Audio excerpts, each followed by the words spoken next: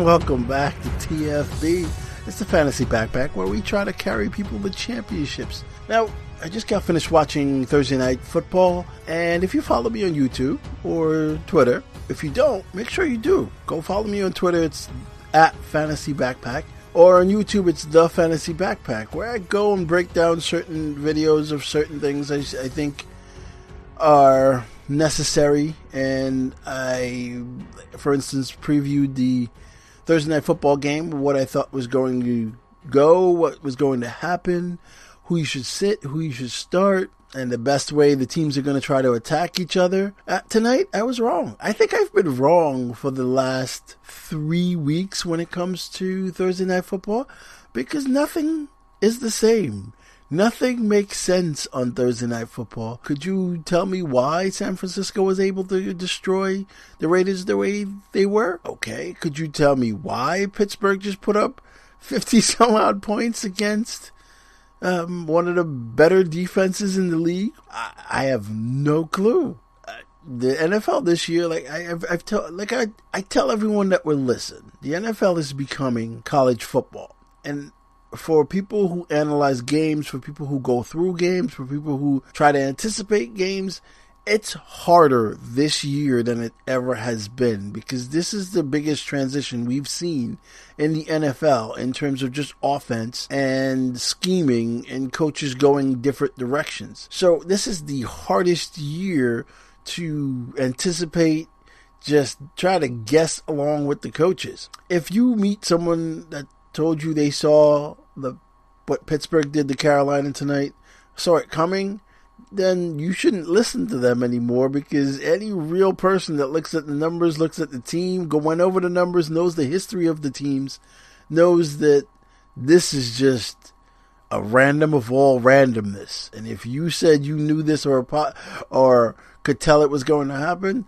then I know not to listen to you, because you're full of it. Really are full of it. It's also, I was talking to a friend, and I noticed that a lot of the people that are, in my circles at least, that are normally good fantasy players, if you drafted early between 2 and 5, you are most likely struggling or trying to fight for a playoff spot if you're a good fantasy player. If you are not a good fantasy player and you drafted in those places and you just listen to all the experts or all the rankings and all that, you are struggling, because the good fantasy players that saw things changing and saw that they needed to get out from under Le'Veon Bell, that they needed to just make trades, hit the waiver wire hard early, those are the people that are doing okay and still have a chance to make playoffs and things are going decent.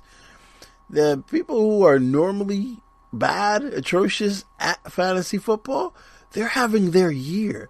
This is their moment. None of it was actually, smart. They just took what came to them, and the rest of the people that were, drafting people around ahead of where they thought they were, because it just things like that. I don't know how to explain it, but if you speak to someone, or you yourself are normally good at fantasy and you drafted earlier in the draft, you are struggling on a lot of your teams. And I did that for the first time ever. Like, I usually draft middle to late. This year, I think 4 out of 5 teams I drafted 2, 4, or 6. And the ones that I took 2 and 4 are all a struggle now. All of them are still in playoff contention, but I've had to make more trades, more free agency pickup this year than any other one. Every pickup, everything that I did had to be right.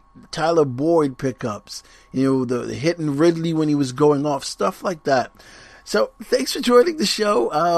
I like to ramble in the beginning just about random fantasy things. For this show, we're going to do wide receivers. And I think wide receivers help you maintain in fantasy football, because if you get it wrong, you are going to struggle. You're not going to lose. Wide receivers, when you are wrong on wide receivers, you don't lose. You struggle.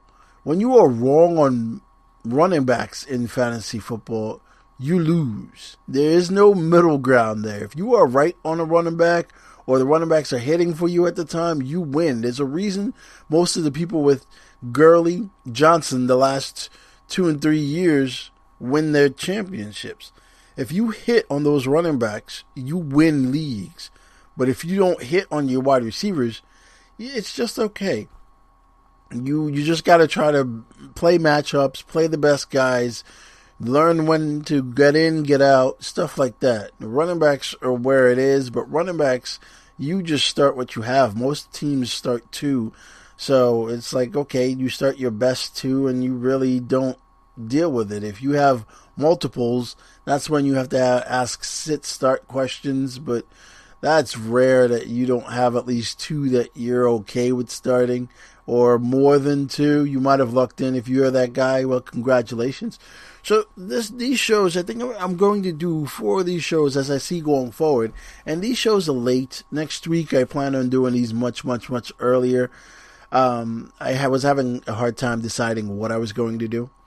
So, but for these shows, I'm going to do wide receivers. The wide receivers that I think are most prevalent for the week, and most people would wonder about, most people would ask about whether they should start them, sit them, because it's you don't know because of matchups or because they've been doing poorly, stuff like that. That way, I can give you all of the information I think that would be good for you to make your own decisions.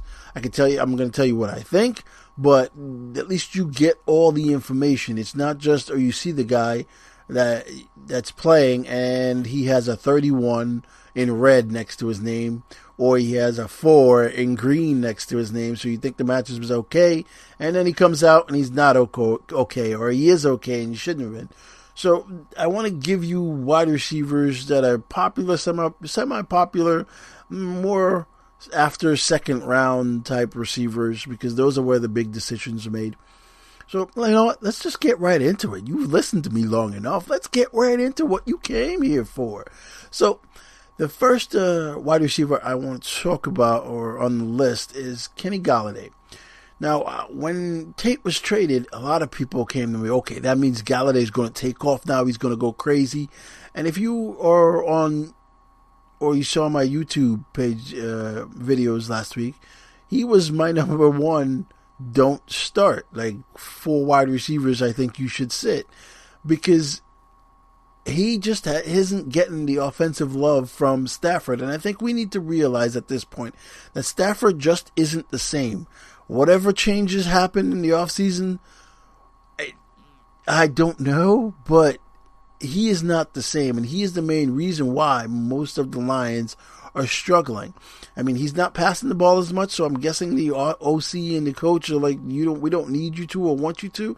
But that's what Stafford did. That's why Stafford became, the highest paid quarterback in the league at one point, because he just put up high volumes and he was accurate and he was always top 5 in fantasy, because he is a really good quarterback. But Kenny Golladay, he struggled over the last 3 games. Now you thought, Tate gone, it'll be better. Nope, struggles continue. Now, the struggles haven't been his own. It's been that he is not getting targets. I fully believe if he's getting targets, he will be just fine, because I don't think he's coverable. I don't think you could stop him if they just throw the ball to him. Doesn't matter where it is. And I think that comes with trust, time, and just overall scheme. But as of right now, he is in a weird place, a weird little limbo that if you own him, you don't know what to do, because last week was the time that you thought you were going to start him and he was going to be great, and he brought you back nothing. So now you're stuck in, well, what do I do with him? Now, he struggled over the last 3 weeks. He has 2, 1, and 3 receptions in the last 3 weeks. Most people have 5 receptions in a game, yet he had that over 3 games. Now he goes up against Chicago, who gives up 219 passing yards a game of offense. So he'll either face Prince Amukamara or Kyle Fuller, neither of which are phenomenal cover corners. Neither one of them are phenomenal cover corners, but Prince Amukamara is ranked the 8th cornerback in the NFL, and Kyle Fuller is ranked the 16th. Why? Because their front 7 is just destructive. And if Khalil Mack plays, then it could be a huge, huge problem. Now, for Kenny Golladay, here's where I know that no one can guard him. Now, Byron Jones is the cornerback for Dallas. And when Galladay went up against him, he had 4 receptions on 4 targets for 74 yards. Maurice Claiborne of the Jets. I mean, that's nothing to write home about, but he had 12 targets. He caught 7 of them. Yeah, it's just Xavier Howard, 2 targets, 2 catches. Trey Flowers, 1 target, 1 catch.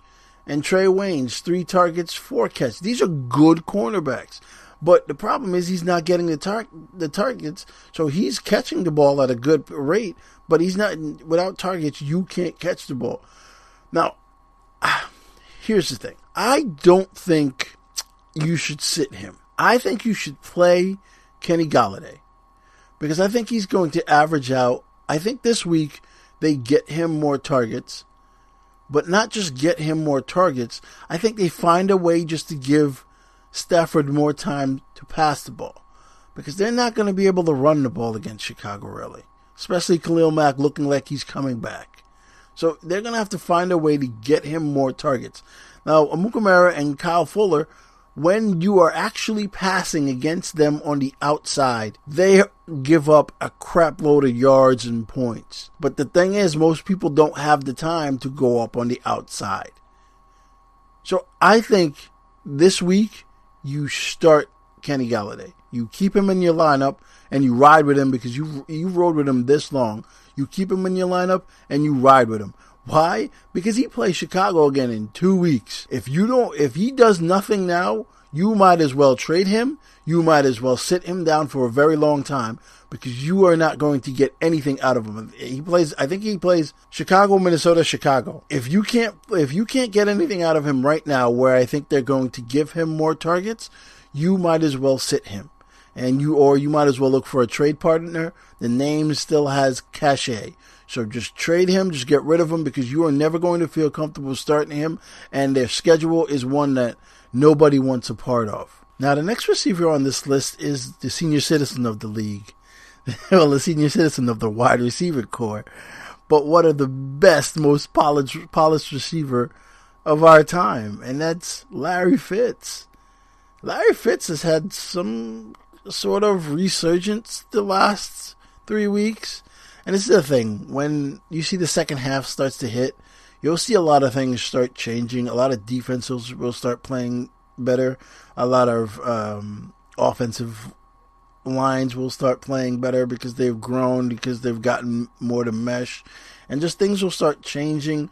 The outlandish things that you used to see will come back to the norm. That's the way it always works. But hey, this might be one of those years where things just take off and go nuts. Larry Fitz, his last 3 games, notable games, except for the San Francisco game, but that was his best game. He played against Minnesota, Denver, and San Francisco. Now, if you believe in San Francisco, then you believe exactly what they did to the Raiders. So this means Larry Fitz did well, right? Against Minnesota, he went up against Mackenzie Alexander, and he had 8 targets, 5 receptions for 39 yards. And in the next game against Chris Harris, the number 1 cornerback who covers slot receivers like it's nobody's business in the league, he had 8 targets and 4 receptions for 40 yards. Now, against San Francisco, he played against Kwan Williams. If you have anyone that's going up against Kwan Williams at any point in time, you start them. So, look for San Francisco, and you know what I'm getting at. He had 12 targets, caught 8 of them for 102 yards, and scored a touchdown. Now, he has had a touchdown in back-to-back games. He scored one in Denver, and then he scored one in San Francisco, and he spiked the ball. Larry Fitz doesn't show many emotions. He's one of those guys that, act like you've been there before. So he doesn't show much emotions, but in the last game he did, because you got to understand, it's like him breaking 100 yards on an offense that's been awful. The frustration, he's, towards the end of his career, just want to finish it out like he started it, and finally, So I think in the new offensive scheme, he's going to get more targets, and therefore going to become more prevalent again. Remember, Larry Fitz used to start the season like gangbusters, score 6 touchdowns in 7 games, and then in the next 7 games, he scores 2, and he's done that the last 3 years. He just started out the season well, and then never finishes well. So if you have him on your team, the thing was, you wait until week 5, week 6, you traded him then because you knew what was coming. So this might be the actual reverse year. This might be the year where, because of the team, he started out so awful. Now he's just going to catch up and go on that run that he normally goes on in the beginning of the year. But they play Kansas City. And the reason why I like this matchup, and I think you should continue going with this matchup, is Kansas City's going to put up some points on Arizona.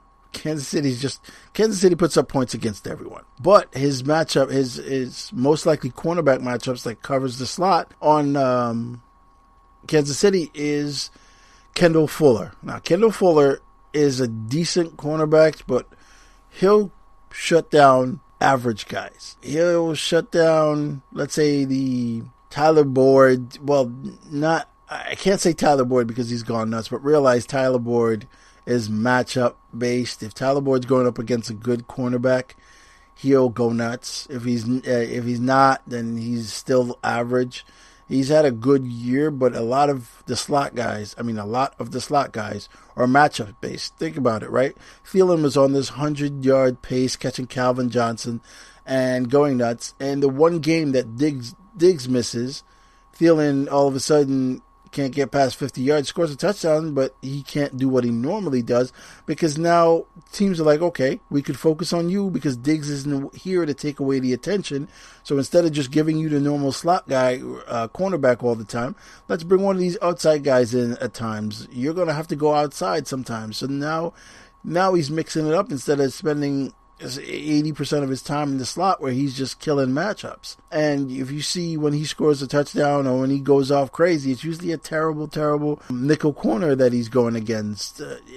Or a slot corner. These corners that cover the slot, they are either going to do well or not do well. There really is no in between. They're either good enough to cover the top guys, like Chris Harris is good enough, or they just cover the regular guys. Now when Fuller covered Keenan Allen, Juju, Emmanuel Sanders, Julian Edelman, Landry. Landry was his last cover in Week 9. He gave up 76 yards. He gave up 6 catches on 10 targets. Julian Edelman, 6 targets, 4 catches. Even Dede Westbrook, 7 targets, 5 catches. Juju had 14 targets, and caught 9 for 120 yards. Keenan Allen caught 8 of 11 for 102 yards. So you can see if they're going to give Larry Fitz the targets, then he's just going to go nuts against Fuller. Plus, they're going to be playing catch-up because they're going to be chasing points. If you're chasing points, I'm guessing Larry gets that 12 targets that he got. He's probably going to get around there, and I expect almost the same result where he got 102 yards last game.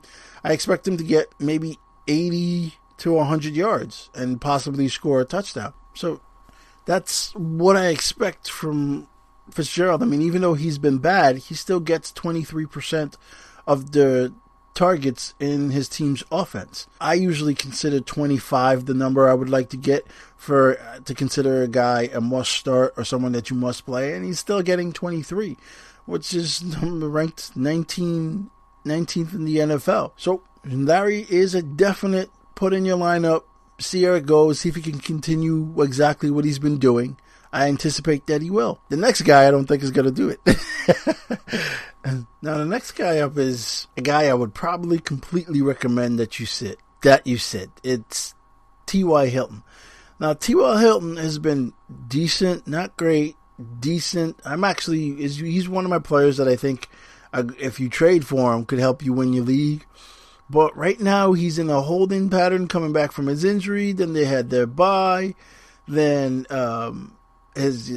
coming back to this matchup, I don't want any part of it. Now, they're playing Jacksonville, and Jacksonville's been horrible. Jacksonville's been bad this year. They've been put in bad spots by their offense. But Jacksonville's getting Fournette back, and Jacksonville is best when they're operating run the ball, control clock. Don't let our quarterback screw the game up for us. Run the ball, low dump-offs, quarterback runs. That's when they're best. So even though the Colts with luck have put up a lot of points and Luck's throwing the ball 1,000,001 times. I don't think this is one of those games. I think this is a controlled flow type of game, and T.Y. Hilton gets the pleasure of going up against Mr. Mouth, Jalen Ramsey. And Ramsey, for as much as he talks, he can play. It's been harder this year because, the stats are skewed because they're in bad position. Defense is in bad position. This defense still has the lowest of all stats of every team in the league, but they give up the most points because if your team's turning the ball over 20,000 times a game, it's easy to get scored on as a defense. Now, Jalen Ramsey started off the year with Odell, and he gave up 12 targets, 12 targets, 8 catches for 92 yards. That's how the year started, but then it went downhill from there. He didn't face very good competition. But the thing is, they started using him as a shadow cornerback. They usually never used him as a shadow cornerback. It was, you play your side, but now they actually have him shadow because he's really good, and they've been struggling a little bit. So against Tyreek Hill, he held him to 68 yards.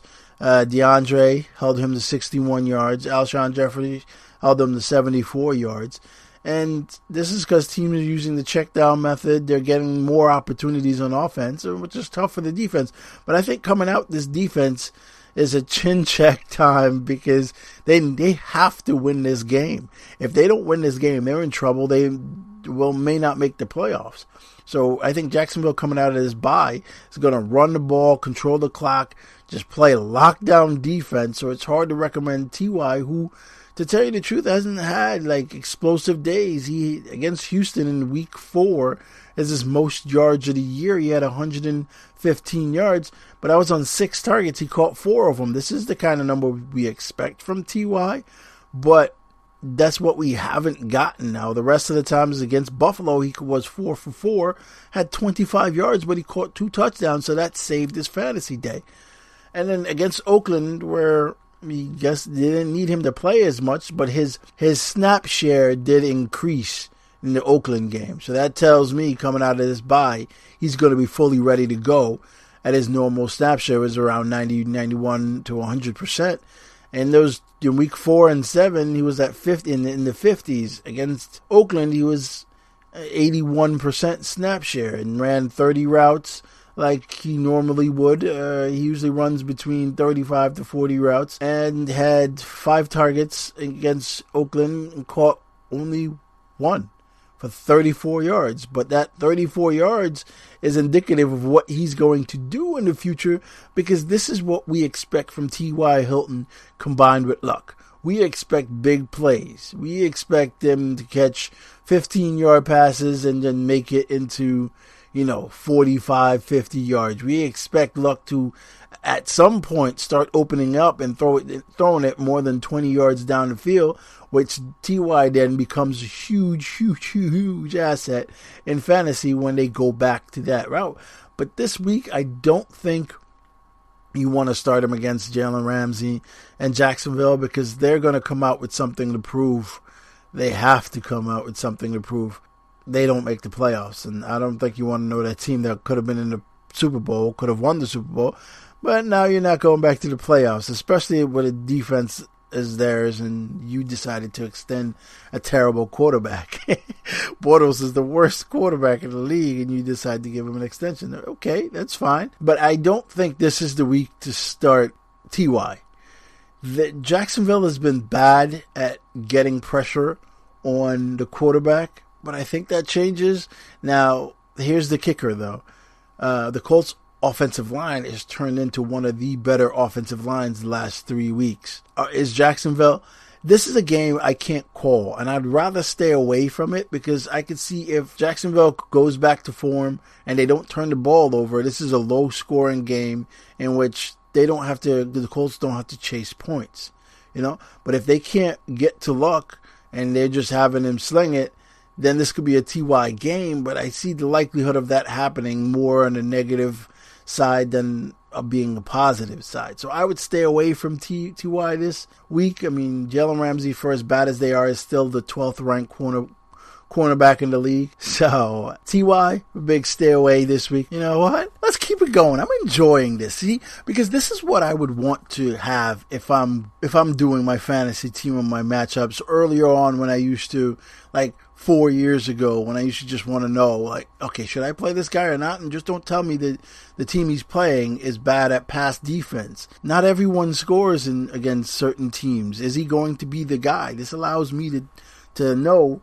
These matchups allow me to know if he's going to be the guy or not. If the defense, the way they scheme, or if that my offense, the way we play, am I now going to be the guy? This allows me to do that, and this is what I would want.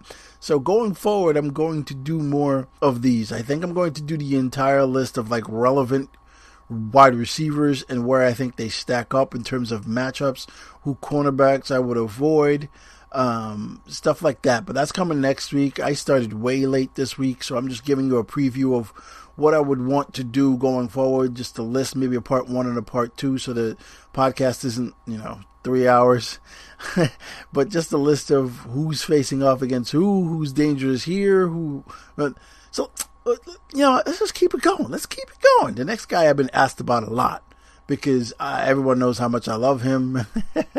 You profess your love for someone and they don't do right by people in fantasy, then you know what?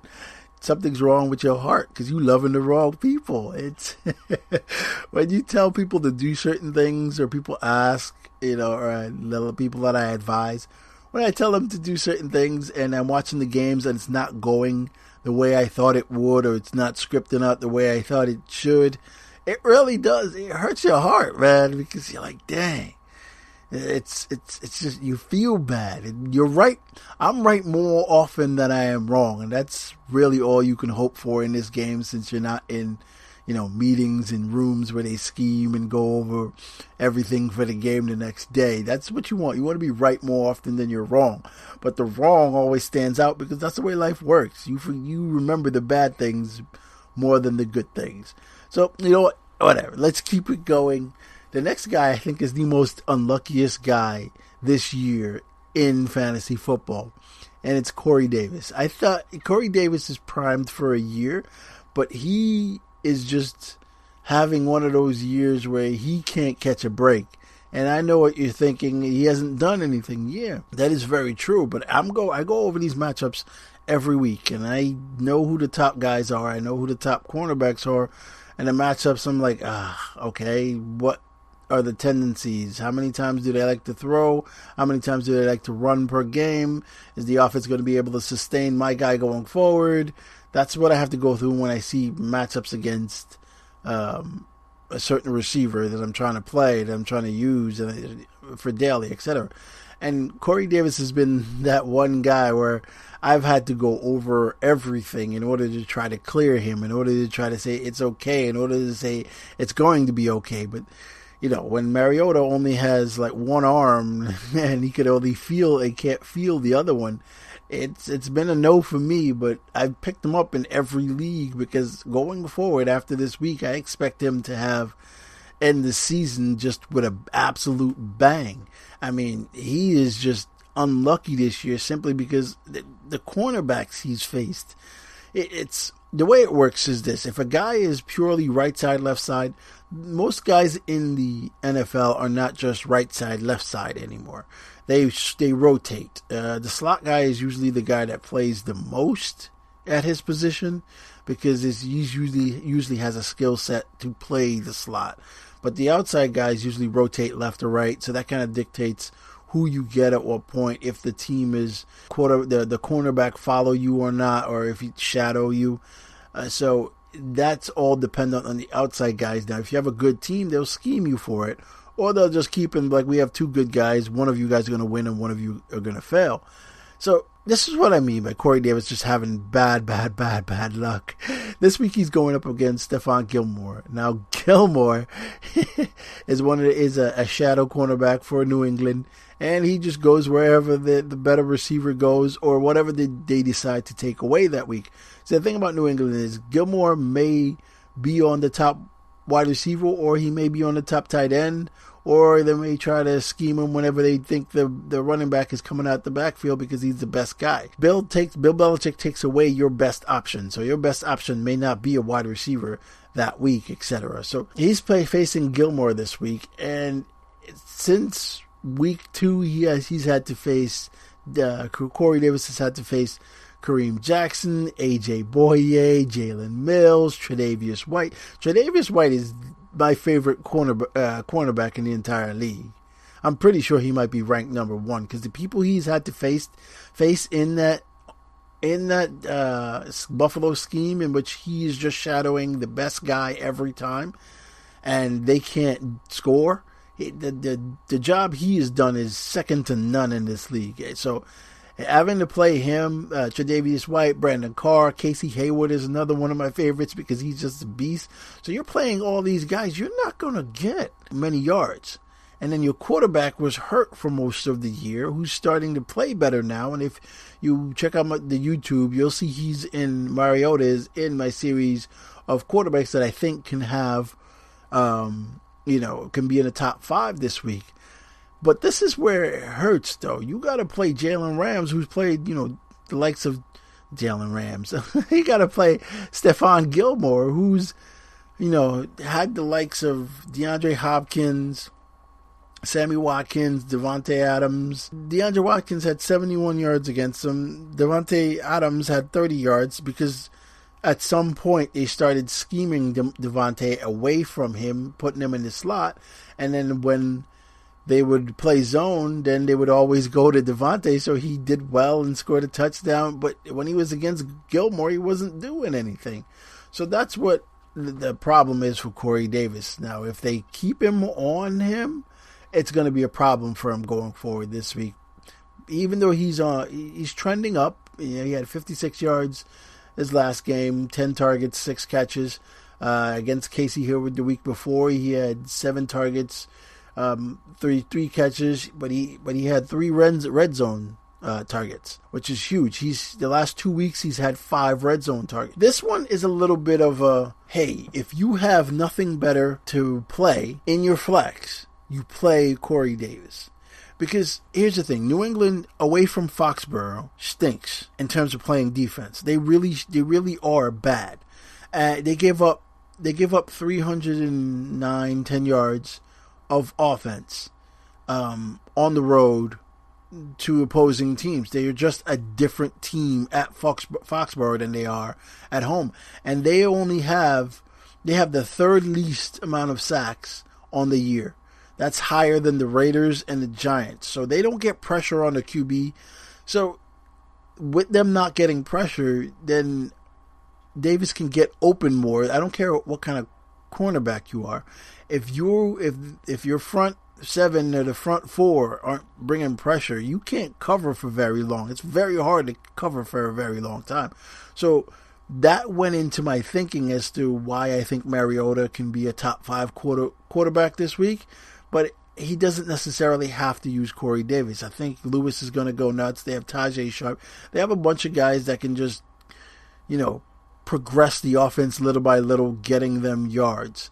So if you are pressed and you have your flex spot, you have garbage on the bench, I would play Corey Davis and just see what you can get. You could probably get like 35, 40 yards, and he's been getting end zone targets, so you could possibly get a touchdown, especially if New England goes zone. All right, so now that I've already, scared you into all these people that may have or may not have hard matchups, and it seems like everything is doom and gloom. Since I didn't have time to put together the entire list, and this week is just a preview, I'm just going to tell you a bunch of players that have gravy matchups that should do great. I really don't see any way that they don't do great. There's only one person that I think I could see one way where he doesn't do well. But the players I'm just going to tell you because you can use them for daily fantasy, and you can set them in your lineup knowing that they have great matchups. So the best matchup goes to Tyler Boyd, but that might be the worst matchup. He gets the best matchup simply because he gets P.J. Williams. P.J. Williams may be the worst slot cover corner in the league. It's who everybody picks on in New Orleans defense, especially the slot guys. Here's the thing. Boyd no longer has an outside protection with AJ Green. So instead of Lattimore just sitting outside, they may be at times like, okay, you go get Boyd. Now, Boyd is not a fast guy. He can run routes and get open when you have the entire middle of the field to do so. But if you put Lattimore on him, I don't think he does that well. So he should have a gravy train matchup, but who knows what they do since AJ Green is not there. Michael Thomas is a must start. He went nuts last week. That was beautiful to see. Robert Woods, Taylor Gabriel, although Miller has the same type of matchup because it's Detroit, but I would rather have Anthony Miller than Taylor Gabriel, so that's who I would go with. Keenan Allen, I think, is going to set the world on fire this week because he plays Leon Hall, and Leon Hall he's been targeted 29 times, has allowed 21 or 22 receptions. So that's what Keenan Allen does. He just catches passes, especially when you're basically giving it to him. So I expect him to go off. Brandon Cooks against Trey Flowers. David Moore against Troy Hill. Cooper Kupp against Justin Coleman. Julio Jones against TJ Carey in Cleveland. Especially if Ward is out, Julio will go nuts. Devontae against Xavier Howard, just because Miami is terrible and Green Bay knows how to get Devontae where they need him so he gets open. Tyreek Hill, especially against Jamar Tyler. If Watkins is out, though, Tyreek Hill might see some Patrick Peterson, so I would pay attention to that. And Patrick Peterson is the creme de la creme for years, so I would make sure I pay attention to that. But those are just some guys that I think will do great that you can set in your lineup, so you can use those guys in daily and feel confident. A lot of them won't cost you a lot, but the biggest thing is knowing their matchups are there and the teams look for them. That's the key. I didn't just list those names because they just have good matchups. No, you have to have good matchups and your team schemes for you or your quarterback loves you. Otherwise, you have something that's just great matchup, but if he's not looking away, you can be wide open. He won't see you. So those are some guys. Thank you for joining the Fantasy Backpack. Hope you have a great Sunday with matchups, everything else. Make sure you check out the YouTube page because I do post shorter videos, shorter segments there. That's easier for people just to get to. Follow me on Twitter for Sunday and game day stuff. That's really the only time I use Twitter is game day things on YouTube. You can ask me start sit questions. That's where most people ask me start sit questions. And you can back check me as I go from what people ask to what I suggested to what I said, etc., etc. This is a Fantasy Backpack. Appreciate it. This is always fun.